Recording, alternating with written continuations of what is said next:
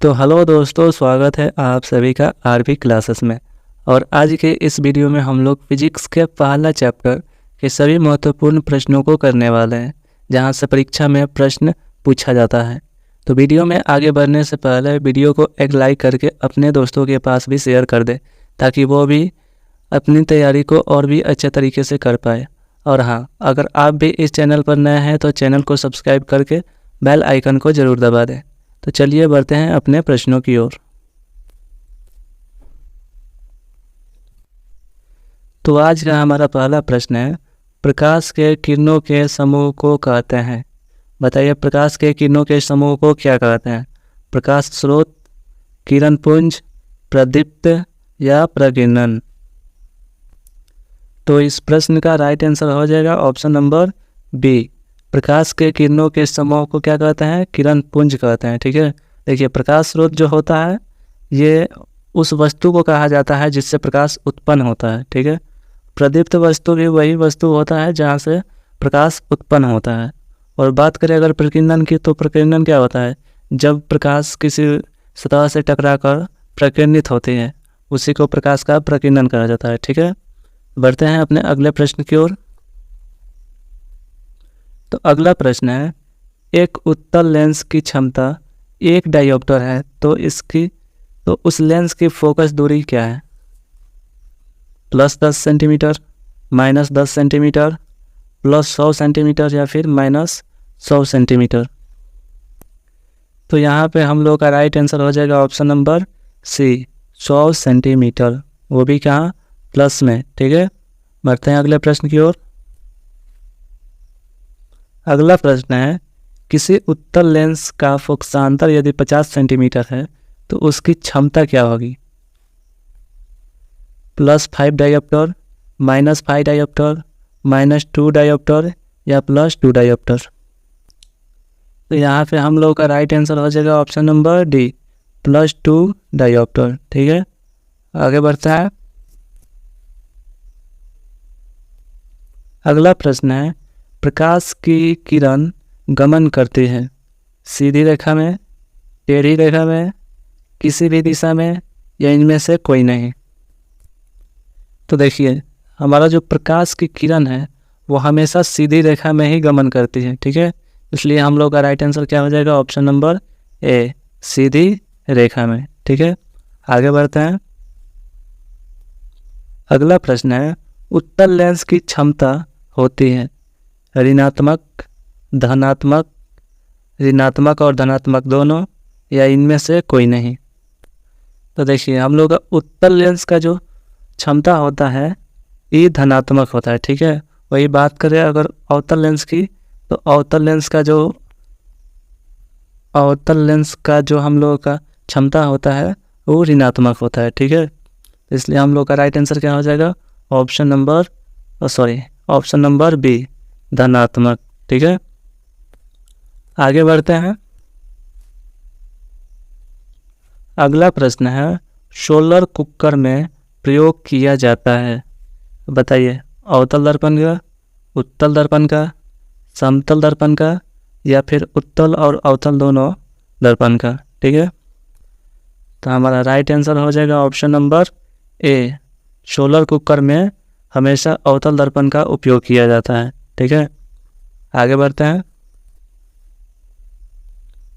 अगला प्रश्न है, काल्पनिक प्रतिबिंब होता है सीधा, उल्टा, दोनों या इनमें से कोई नहीं? तो हम लोग का राइट आंसर हो जाएगा ऑप्शन नंबर ए, काल्पनिक प्रतिबिंब जो होता है हमेशा सीधा होता है। ठीक है, और उल्टा कौन सा होता है? वास्तविक प्रतिबिंब। ठीक है, वास्तविक प्रतिबिंब। ठीक है, बढ़ते हैं आगे। अगला प्रश्न है, अवतल लेंस की क्षमता होती है। देखिए, अभी बताया जो अवतल लेंस की क्षमता होती है वो क्या होती है? ऋणात्मक होती है। और उत्तल लेंस का जो क्षमता होता है वो क्या होता है? धनात्मक होता है। इसलिए हम लोग का राइट आंसर क्या हो जाएगा? ऑप्शन नंबर ए, अवतल लेंस का जो क्षमता होता है ऋणात्मक होता है। ठीक है, आगे बढ़ता है। पूछ रहा है, किस दर्पण से हमेशा वस्तु से छोटा प्रतिबिंब प्राप्त होता है? वह कौन सा दर्पण है जिससे किसी भी वस्तु का छोटा ही प्रतिबिंब बनता है? समतल दर्पण, उत्तल दर्पण, अवतल दर्पण या इनमें से कोई नहीं? तो यहाँ पे हम लोग का राइट आंसर हो जाएगा ऑप्शन नंबर बी, उत्तल दर्पण। उत्तल दर्पण ही होता है जो कि हमेशा वस्तु से छोटा प्रतिबिंब प्राप्त करता है। आगे बढ़ते हैं। अगला प्रश्न है, प्रकाश का वेग न्यूनतम होता है, बताइए किसमें? निर्वात में, जल में, वायु में या कांच में? तो देखिए, प्रकाश का जो वेग होता है सबसे कम यानी न्यूनतम ठोस में होता है, ठीक है, और सबसे ज़्यादा क्या चीज़ में होता है? निर्वात में, ठीक है, निर्वात में। इसलिए हम लोग का देखिए पूछ क्या रहा है, प्रकाश का वेग न्यूनतम, न्यूनतम किस में होता है? तो ठोस में होता है। इसमें से ठोस कौन सा है? ऑप्शन नंबर डी, कांच जो है हमारा ठोस पदार्थ होता है, इसलिए हम लोग का राइट आंसर क्या हो जाएगा? ऑप्शन नंबर डी, ठीक है। आगे बढ़ते हैं। अगला प्रश्न है, मोटर गाड़ी के चालक के सामने लगा रहता है समतल दर्पण, उत्तल दर्पण, अवतल दर्पण या उत्तल लेंस? तो यहाँ पे हम लोग का राइट आंसर हो जाएगा ऑप्शन नंबर बी, गाड़ी के चालक के सामने जो दर्पण लगा होता है उत्तल दर्पण लगा होता है, ठीक है। आगे बढ़ते हैं। पूछ रहा है, प्रकाश के परावर्तन के कितने नियम हैं? तो देखिए पहले बता दे, प्रकाश का परावर्तन पूछे या अपवर्तन पूछे, ठीक है, इसका नियम हमेशा दोनों का दो ही होता है, ठीक है। इसलिए हम लोग का राइट आंसर यहाँ पे क्या हो जाएगा? Option number B. ये बात हमेशा याद रखिएगा कि प्रकाश का परावर्तन हो या अपवर्तन हो, उसके नियम की जो बात करें तो हमेशा दो ही होगा, ठीक है। आगे बढ़ते हैं। फोटोग्राफी कैमरा का अभिदृश्यक होता है उत्तल लेंस, अवतल लेंस, उत्तल दर्पण या फिर अवतल दर्पण? तो यहाँ पे हम लोग का राइट आंसर हो जाएगा ऑप्शन नंबर ए, उत्तल लेंस। अगला प्रश्न देखते हैं। पूछ रहा है, निम्न में से कौन सा पदार्थ लेंस बनाने के लिए प्रयुक्त नहीं किया जा सकता? जल, कांच, प्लास्टिक, मिट्टी? तो देखिए, हम लोग लेंस बनाने के लिए जल का उपयोग कर सकते हैं, कांच का उपयोग भी कर सकते हैं, यहाँ तक प्लास्टिक का उपयोग भी कर सकते हैं, लेकिन हम लोग क्या मिट्टी का उपयोग नहीं कर सकते हैं। इसलिए हम लोग का राइट आंसर क्या हो जाएगा? ऑप्शन नंबर डी, मिट्टी, ठीक है। आगे बढ़ते हैं। पूछ रहा है, उत्तल लेंस को कहते हैं अभिसारी लेंस, द्वि उत्तल लेंस, अपसारी लेंस या इनमें से कोई नहीं? तो देखिए यहाँ पे हम लोग का राइट आंसर क्या हो जाएगा? ऑप्शन नंबर ए, उत्तल लेंस की अगर बात करें तो उसे अभिसारी लेंस कहा जाता है, ठीक है। वही बात करें अगर अवतल लेंस की बात करें तो वहाँ पे हम लोग का राइट आंसर क्या हो जाएगा? ऑप्शन नंबर सी, ठीक है। अवतल लेंस को अपसारी लेंस के नाम से भी जानते हैं। तो यहाँ पे हम लोग का राइट आंसर क्या होगा? उत्तल लेंस को कहते हैं अभिसारी लेंस, अभिसारी लेंस, ठीक है। आगे बढ़ते हैं। अगला प्रश्न है, अवतल लेंस को कहते हैं, देखिए अभी बताए अभिसारी लेंस किसे कहते हैं? उत्तल लेंस को, ठीक है, उत्तल लेंस को। और अपसारी लेंस किसको कहेंगे? अवतल लेंस को, ठीक है। इसलिए हम लोग का राइट आंसर क्या हो जाएगा?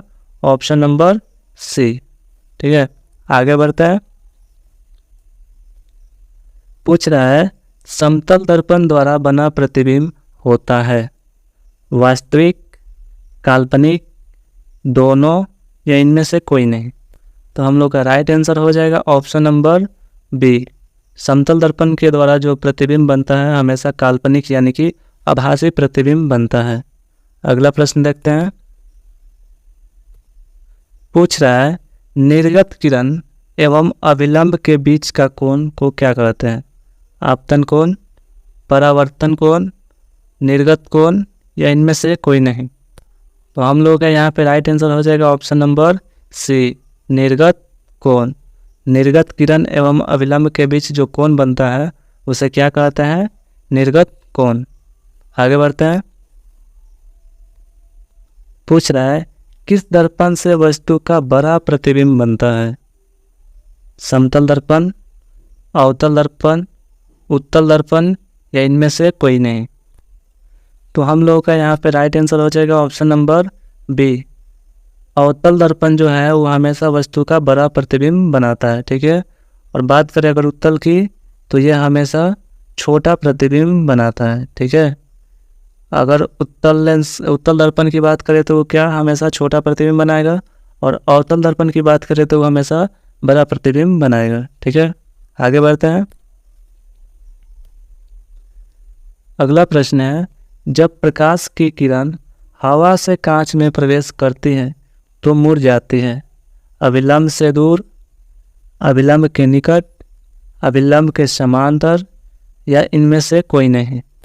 तो देखिए यहाँ पे जो है, जब भी प्रकाश की किरण हवा से अगर कांच में जाएगी तो वो अभिलंब की ओर मुड़ेगी, ठीक है, अभिलंब के निकट जाएगी। लेकिन वही प्रकाश की किरण अगर हवा से पानी में जाए यानी कि जल में जाए तो क्या अभिलंब से दूर होगी, ठीक है। तो हम लोग का यहाँ पे राइट आंसर क्या हो जाएगा? ऑप्शन नंबर बी, क्या? अभिलंब के निकट, ठीक है। आगे बढ़ते हैं। अगला प्रश्न है, साइड मिरर के रूप में प्रयुक्त होता है हमारे बाइक में या फिर कार में, साइड मिरर के रूप में जिससे हम पीछे की ओर देख पाते हैं, वो उसमें किस दर्पण का उपयोग होता है या किस लेंस का उपयोग होता है? पूछ रहा है अवतल दर्पण, उत्तल दर्पण, उत्तल लेंस या प्रिज्म। तो हम लोग का यहाँ पे राइट आंसर हो जाएगा option number B, side mirror के रूप में उत्तल दर्पण का उपयोग किया जाता है, ठीक है। आगे बढ़ते हैं। एक अवतल दर्पण की फोकस दूरी यदि 10 सेंटीमीटर है तो उसकी वक्रता त्रिज्या ज्ञात करें, या क्या होगी? तो देखिए जब भी फोकस दूरी दिया हो या वक्रता त्रिज्या दिया हो तो या तो फोकस दूरी निकालना हो या तो वक्रता त्रिज्या निकालना हो, तो एक सूत्र हमेशा याद रखिएगा, F=R/2, ठीक है। चूँकि हम लोग का यहाँ पे फोकस दूरी कितना दिया गया है? 10 दिया गया है, R हम लोगों का निकालना है, बट्टा में 2 है, और ये 2 जो है इधर आकर क्या गुना हो जाएगा, तो 10 × 2 हम लोग का क्या हो जाएगा? 20, ठीक है। इसलिए हम लोग का राइट आंसर क्या हो जाएगा? ऑप्शन नंबर बी, 20 सेंटीमीटर, ठीक है। ये सूत्र हमेशा याद रखिएगा लोग, F=R/2। आगे बढ़ते हैं। मोटर कार के हेडलाइट में किसका प्रयोग होता है? समतल दर्पण का, उत्तल दर्पण का, अवतल दर्पण का या उत्तल लेंस का? तो देखिए पहले ही आपको एक क्वेश्चन कराए थे कि गाड़ी के आगे किस प्रकार के दर्पण का उपयोग किया जाता है। तो आप सभी को पता होगा कि गाड़ी के आगे जो होता है उत्तल दर्पण का उपयोग किया जाता है, ठीक है। इसलिए हम लोग का राइट आंसर क्या हो जाएगा? Option number B. बात करें अगर मोटर कार के आगे या हेडलाइट में किसका प्रयोग किया जाता है तो ऑप्शन नंबर बी हो जाएगा, उत्तल दर्पण का उपयोग जो होता है या तो हेडलाइट में करे या तो किसी भी गाड़ी के आगे वाले हिस्से में दर्पण का जो यूज होगा वो कौन सा होगा? उत्तल दर्पण, ठीक है। आगे बढ़ते हैं। पूछ रहा है लेंस की क्षमता का एसआई मात्रक क्या होता है? Dioptre, lumen, lux, angstrom. तो देखिए एंगस्ट्रॉम जो होता है वो तरंगदैर्घ्य का एसआई यूनिट होता है, ठीक है। बात करें अगर लक्स की तो ये ज्योति फ्लक्स का होता है। क्या चीज़ का? ज्योति फ्लक्स का, ठीक है। और अगर बात करें ल्यूमेन की तो तो ल्यूमेन भी हो जाएगा हम लोगों का क्या? ज्योति फ्लक्स का ही एसआई यूनिट, ठीक है। यहाँ पे बचा हम लोगों का क्या, ऑप्शन नंबर ए डायोप्टर। तो लेंस का क्षमता जो हो जाएगा, यानी कि लेंस की क्षमता का ऐसा ही मात्रक जो होता है डायोप्टर होता है। ठीक है, तो हम लोग का राइट आंसर क्या हो जाएगा, ऑप्शन नंबर ए डायोप्टर। अगला प्रश्न देखते हैं। पूछ रहा है लेंस में मुख्य फोकस की संख्या कितनी होती है, 2, 1, 3 या कोई नहीं। तो देखिए लेंस में मुख्य फोकस की संख्या जो होती है 2 होती है। ठीक है, इसलिए हम लोग का राइट आंसर क्या हो जाएगा, ऑप्शन नंबर ए।